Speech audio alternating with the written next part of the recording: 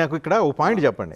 జగన్మోహన్ రెడ్డి అంటే last point conclude చేసి, జగన్మోహన్ రెడ్డిని వదిలేసి వెళ్ళిపోయిన వాళ్ళ సంఖ్య ఇంక్లూడింగ్ కుటుంబ సభ్యులతో పాటు పార్టీలో చాలా ఎక్కువ మంది ఉన్నారు. So attachment and emotion Jaganmohan రెడ్డికి లేవు కాబట్టి వీళ్ళంతా వెళ్ళిపోయారు అనుకునే వాళ్ళకి మీరు ఏ సమాధానం చెప్తారు? సార్, రాజకీయాల్లో ఏ పార్టీ అయినా సరే, ఆ పార్టీ ఈ పార్టీ లేదు, ఏ పార్టీ అయినా అది శాతం పెరుగుతూ వచ్చేస్తుంది. ఇవాళకి దాదాపుగా 90-95% మంది అవకాశవాదంతోనే ఉన్నారు.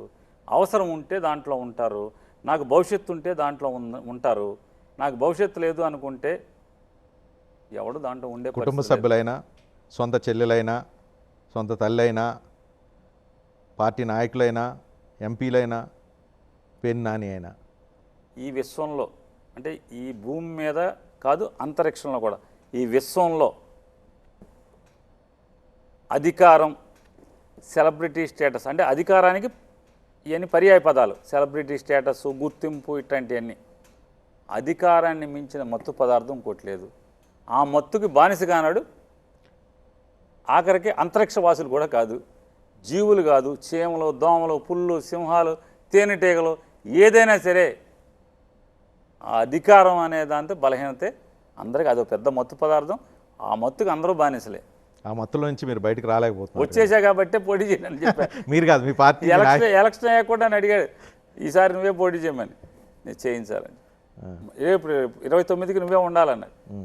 నేను ఉన్నాను సార్. సో ఎందుకు మీరు డిటాక్స్ ఏమైనా తీసుకున్నారా మత్తు పదార్థాన్ని నుంచి? వైరాగ్యమే, నాకు వద్దు అలా. అంటే చేయగలిగినంత చేసాం, ఏముండదు చచ్చేదాకా ఎందుకు ఇదంతా అనేది. ఏదో మామూలుగా అయితే ప్లానింగ్ అయితే ఏదో కుటుంబంతో అట ప్రశాంతంగా ఫ్రెండ్స్తో కూర్చొని సొల్లు కౌరులు చెప్పుకుంటా, పొద్దున్నే లేచి నేను మా ఆవిడ చెట్టు కింద కాఫీ తాగుతా, ఇట్లాంటి ఏవో కళ్ళగా అన్నాం. కాకపోతే కొడుకు రాజకీయాల్లోకి వచ్చి మొత్తం మా కళ్ళని ఒక దెబ్బేసాడు.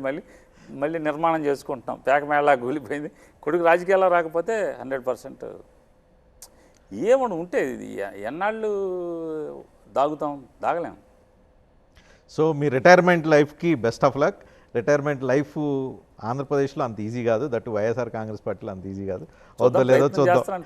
మీరు రిటైర్ అయితే మీతో పాటు మేము కూడా రిటైర్మెంట్ లైఫ్లో జాయిన్ అవుతాం. Thank you very much Nani గారు. Thank you.